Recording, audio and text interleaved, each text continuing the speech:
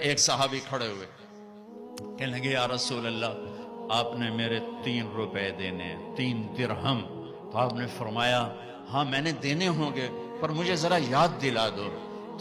تو وہ کہنے لگے آپ کے پاس ایک فقیر آیا تھا تو اس نے آپ سے مانگا, آپ کے پاس تھا نہیں تو آپ نے مجھے فرمایا تو دے دے تو میں بعد میں ادا کر دوں گا. یا رسول اللہ وہ 3 درہم آپ نے دینے ہیں. تو آپ نے فرمایا ہاں مجھے یاد آ گیا, میرے نبی کے گھر میں تو تیل نہیں تھا چراغ جلانے کو. جس رات کی صبح آپ دنیا سے گئے ہیں اس رات میرے نبی کے گھر میں تیل نہیں تھا ایک چھٹانگ. حضرت ام عائشہ پڑوسن سے تیل ادھار مانگ کر لائیں اور اس سے چراغ جلایا. تو آپ نے فضل بن عباس سے فرمایا کہ فضل میرے بھائی یہ میرا قرضہ تیرے ذمہ ہے. ان کا یا رسول اللہ میرے ذمہ ہے. پھر آپ تشریف لے گئے, نمازوں کے لیے آتے رہے. جمعرات عشاء کی نماز کے لیے یہاں تک آئے, سرانے سے غش کھا کے سرانے پر گر گئے. پھر اٹھ کے پوچھا عشاء ہو گئی؟ کہا جی انتظار ہو رہا ہے. پھر آپ اڑنے لگے, پھر چکر آیا, پھر سرانے پر سر رکھ دیا. پھر تھوڑی دیر کے بعد افاقہ ہوا, کیا نماز ہو گئی؟ کہ یا رسول اللہ انتظار ہے. پھر آپ اٹھے, پھر پوچھا نماز ہو گئی؟ کہ یا رسول اللہ انتظار ہو رہا ہے. تو آپ نے فرمایا مرو ابا بکر فلیصلی, ابو بکر سے کہو نا میری جگہ نماز پڑھائے. ابو بکر پیچھے کھڑے تھے, عمر پہلی صف میں تھے. صحابہ نے عمر کو آگے کر دیا کہ نمازی پڑھانی ہے. جب انہوں نے اللہ اکبر کہا اور اللہ کے نبی نے سنا تو آپ نے کمرے کے اندر سے اعلان فرمایا عمر کو پیچھے کرو, ابو بکر کو آگے کرو. میرے رب کا فرمان ہے میرے مصلی پر ابو بکر کے سوا اور کوئی کھڑا نہیں ہو سکتا. نماز کو روکا گیا, ابو بکر کو آگے کیا گیا. اور آپ نے عشاء جمعرات کی 5 نمازیں ہفتہ اتوار, جمعہ ہفتہ اتوار 5 نمازیں, یہ سو پیر کی 16.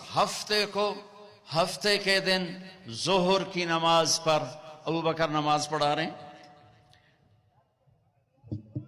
میرے نبی وہاں سے آتے ہیں آہستہ آہستہ چلتے ہوئے آسرے کے ساتھ. ابو بکر کی نظر پڑتی تو ایسے پیچھے ہٹنا شروع ہو جاتے ہیں کہ اب شاید میرے نبی مصلی پر کھڑے ہوں گے, تو ایسے ہوتے ہیں ایسے. تو آپ نے ہاتھ کا اشارہ کیا کھڑے رہو کھڑے رہو, تو وہ پھر ایسے آگے ہو جاتے ہیں.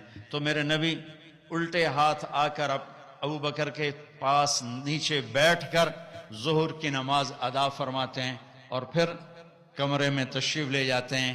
یہ آپ کی آخری آمد تھی امت کے پاس. پھر اس کے بعد آپ باہر نہیں تشریف لائے.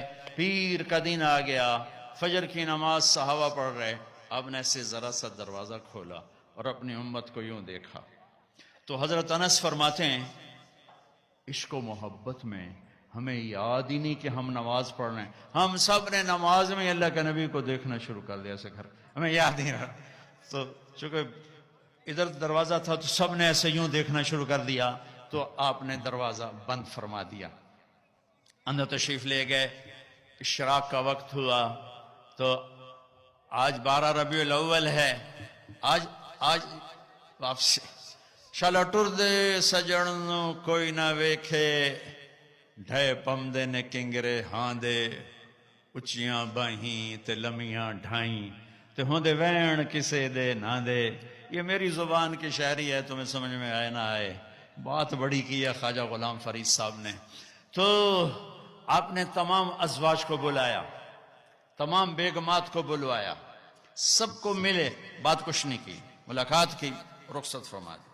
پھر اپنی بیٹی فاطمہ کو بلوایا, ان کو پاس بٹھایا, ان کے کان میں کہا بیٹی آج میں جا رہا ہوں.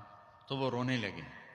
تو آپ نے فرمایا ادھر کان قریب کرو. پھر قریب ہوئی, کرو نہیں, سب سے پہلے تو میرے پاس پہنچے گی. 6 ماہ کے بعد بیٹی بھی اپنے باپ کے پاس پہنچ گئی, صرف 24 سال کی عمر میں. 24 سال کی عمر میں. اس کے بعد علی کو بلایا, داماد